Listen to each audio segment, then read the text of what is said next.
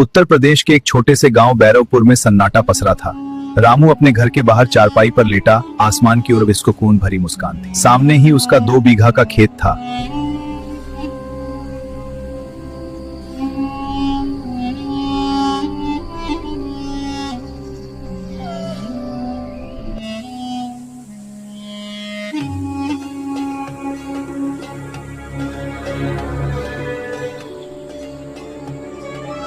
लेकिन गांव की दूसरी तरफ एक हवेली की छत पर ठाकुर बलबीर सिंह अपनी मूंछों पर ताव दे रहा था। उसे रामू की तरक्की चुभ रही थी। जिस खेत पर ये रामू इतना इतराता है, आज रात उसकी राख भी नहीं मिलनी चाहिए।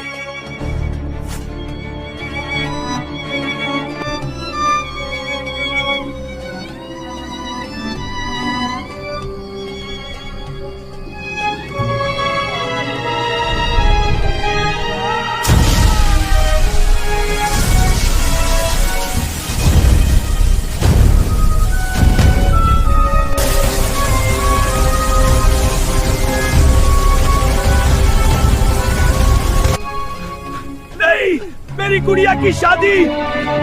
बुझ जाओ आग, बस रुक जाओ। कितना चलना होगा, मेरी सब कुछ चली गई। नहीं, मेरे खेत, यह सब जल गया। अरे कितनी मेहनत खाक हो गई। हाँ, रो लो, अब कुछ बचा नहीं।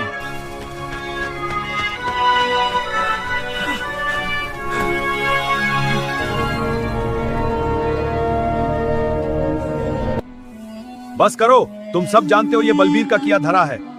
पर रामू, हम कुछ नहीं कर सकते।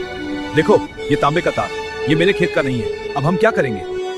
मैं पुलिस या पंचायत का दरवाजा नहीं खटखटाऊंगा। बलबीर वहां भी पैसे फेंक देगा, लेकिन मैं चुप नहीं रहूंगा।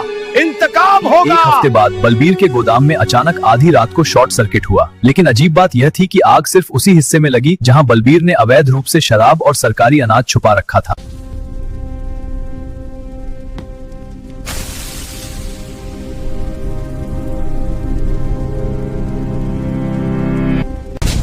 अरे नहीं, आग! सब जल रहा है। देखो, शॉर्ट सर्किट। पर आग सिर्फ यहीं लगी जहां शराब और अनाज छुपा था।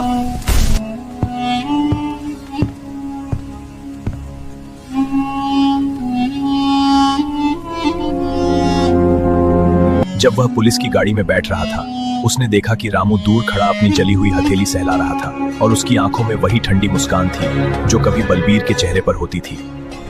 बलबीरा सिंह, तुम्हारी करतूतों का अंत हो गया। अब जेल में सड़ो।